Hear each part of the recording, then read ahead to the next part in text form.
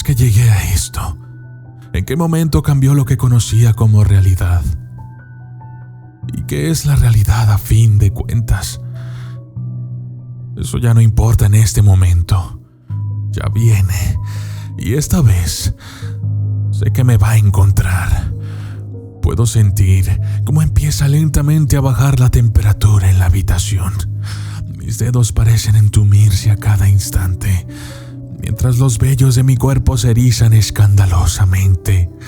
Al exterior, el sonido que emiten los grillos se está intensificando al punto de volverse insoportable. Esa es la señal más clara. Está por llegar.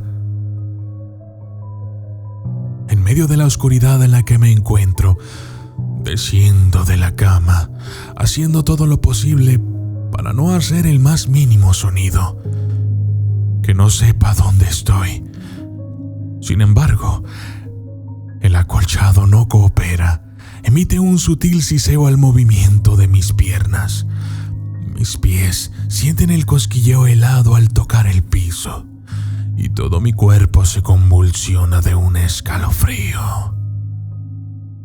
Amarro bien mi lengua para que no se escape ni un lamento.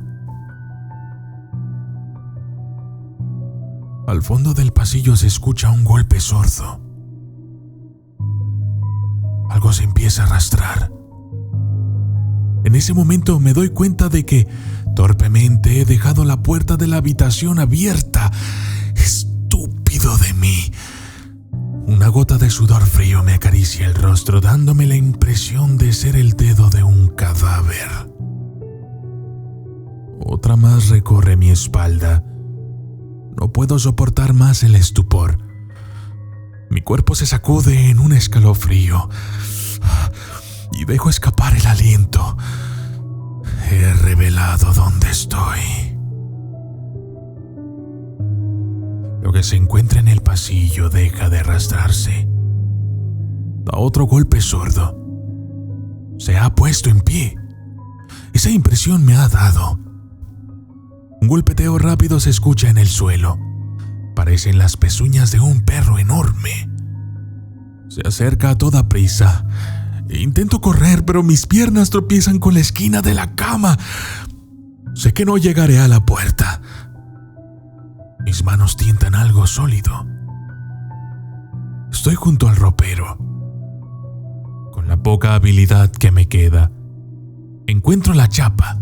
Y como puedo, entro en él al tiempo que esa cosa embiste violentamente el ropero, agitando todo en su interior. 3 de mis dedos de la mano izquierda quedaron prensados en la puerta, reventando mis yemas.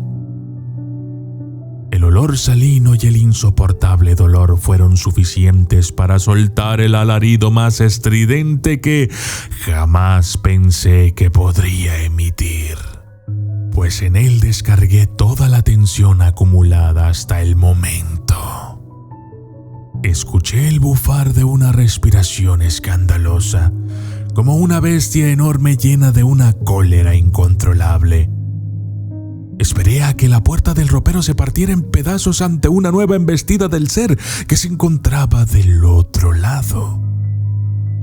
Sin embargo, el silencio reinó por unos breves momentos. Algo dio 3 golpecitos a la puerta, como si me llamara cortésmente, y parecía ser producido por una uña o un pequeño punzón. Tras otra breve pausa sonaron otros 3 golpecitos, y en cada uno mi pulso cardíaco se alteraba. Sentí que mi pecho iba a reventar. Entonces, una voz exageradamente familiar habló desde el exterior, provocando un nuevo horror, haciendo que me aferrara a uno de los bordes de la puerta. Papi, por favor, déjame entrar. Sentí el correr cálido de una lágrima por mi mejilla. Los latidos en mis sienes eran cada vez más intensos. Mi respiración se ahogaba entre sobresaltos y espasmos cada vez que se escuchaban los 3 golpecitos y esa voz llamándome, la voz de mi pequeño hijo. Papi, por favor, déjame entrar. La voz de mi hijo muerto. Hace 3 días esa cosa apareció por primera vez. Aún puedo recordar cómo corrió mi pequeño en busca de protección. Aún puedo sentir sus manitas llenas en un sudor frío sujetando las mías. Aún siento cómo me desgarra el alma escuchar sus gritos, pasando del terror al dolor, cuando esa bestia lo jaló de sus piernas. ¿Por qué no fui más fuerte? ¿Por qué no fui más valiente? Solo dejé que se escapara de mis manos. Mientras me gritaba que no lo soltara, solo me quedé ahí, escuchando cómo sus gritos se ahogaron al final del pasillo. Y ahora está ahí afuera, suplicando entrar a esconderse junto a mí, buscando todavía mi protección, dándome otra oportunidad. 3 golpecitos más. Papi, por favor, déjame entrar. No es mi hijo. Lo que sea que esté ahí afuera no es mi hijo. Sin embargo, dudo. Mi cabeza es una marea de pensamientos, de tormentos.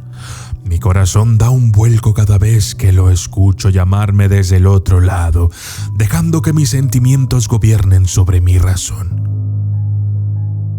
Suelto el borde de la puerta y le empujo lentamente al frente. La puerta es arrancada y hecha a pedazos con una violencia indescriptible. Luego 3 largas y gruesas uñas se entierran en mi pecho. Puedo sentir cómo revientan mi carne, rompen mis huesos y finalmente se entierran dolorosamente en mi corazón.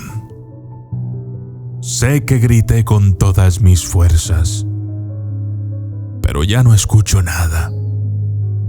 Frente a mí hay algo que debe ser un rostro. Unas grandes hileras de protuberancias agudas y curveadas. Lo siento, esos deben ser sus dientes. De entre ellos sobresale una alargada y gruesa lengua que se mueve igual que una serpiente. La nariz es una cuenca vacía por donde empieza a emitir ese horrible bufido. No puedo oírlo, pero lo puedo sentir. Y sus ojos, Dios, sus ojos. Tiene 4 pares de ojos llenos de oscuridad y todo su cráneo está lleno de largas protuberancias similares a las de su hocico. Deben ser cuernos o algo así, pero lo más insoportable en esta abominación es su asqueroso olor. Imagino un campo lleno de cuerpos humanos en descomposición. Ese es su terrible hedor. La abominación sonríe, mueve el hocico para articular palabras. Logro escucharlas. Y es lo que rompe mi cordura. Es la voz de mi hijo. Gracias por abrir la puerta, papi. Comienzo a llorar. Sé que este es mi fin. Y lo único en que puedo pensar ahora es en reclamarle a Dios por su siniestro milagro.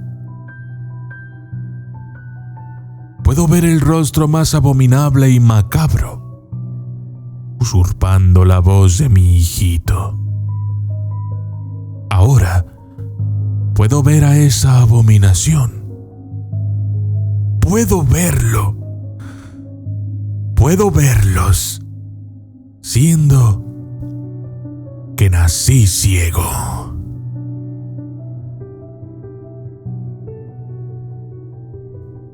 Yo soy el documentalista.